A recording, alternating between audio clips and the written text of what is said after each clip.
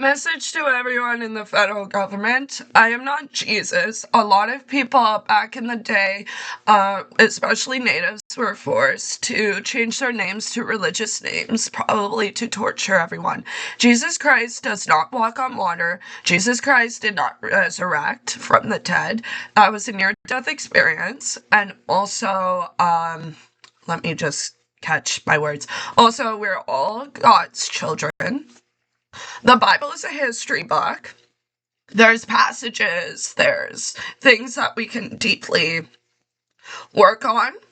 We can deeply get insight in the Bible from things that we need to progress on. So I'm not saying he didn't die for good things, but there's been many people who died in rebellions that have a lot of issues, okay, with worldwide problems. So Jesus died because there was a problem with the Roman Empire. There's many people who died because of the Catholic Church, the segregation of the church.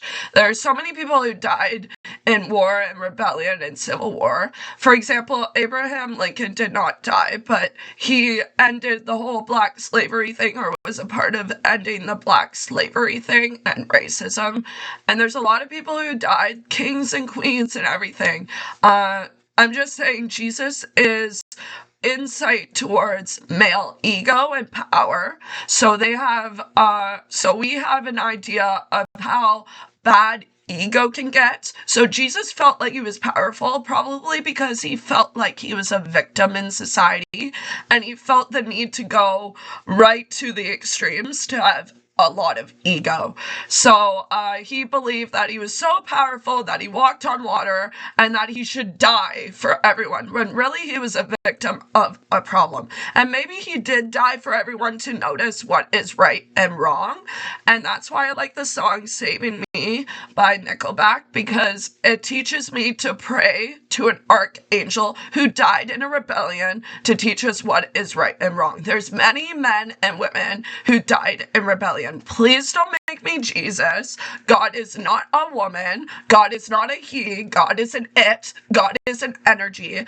I don't want to die for your stupid sins. Now, we already had a guy die to teach us what is right and wrong, but I feel like Jesus always reincarnates, and maybe there is such thing as reincarnation, but no, not really. Is that, he's an angel, just like there's ancestors on my land, which there are, that died because of war and greed to teach us what is right and wrong. But Jesus really taught us what is right and wrong. He extremely taught us that. He extremely taught us sin. He taught us what is right and wrong.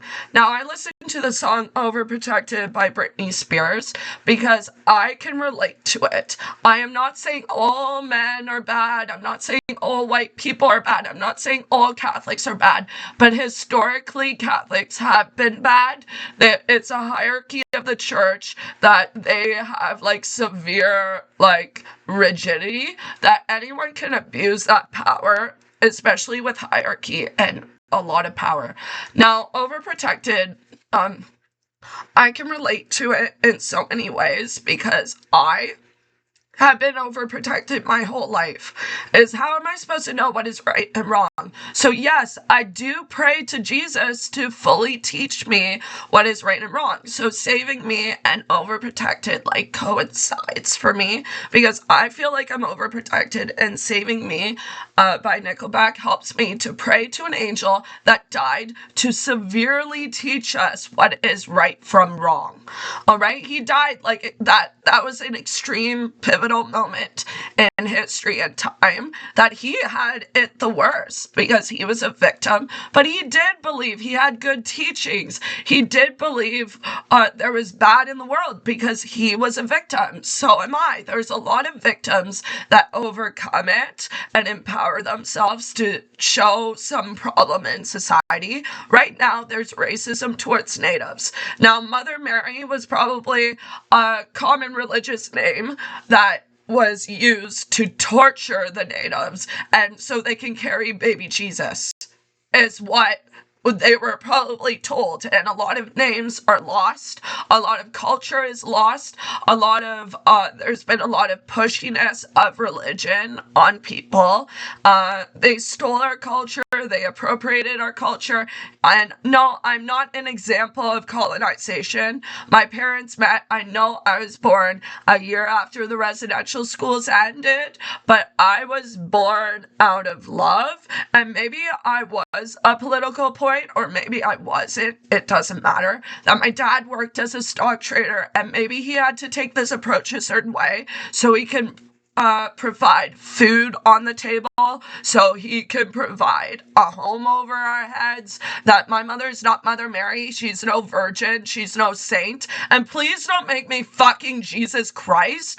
Like, for fuck's sakes, I am not Jesus, but we can all be a little Jesus, alright? There's a Jesus all the time. Is that we're all God's people, and I'm getting sick and tired of medical assisted dying right now becoming legal for mental illness, and I feel like I'm the one vocalizing it, which is really racist because I'm a native, and it upsets me because my mom probably was a victim of boarding homes and residential schools. That Jesus taught me what is right and wrong. He already died for us for severe need for right and wrong. Okay? Jesus already died. He already died to teach us what is right and wrong. Okay?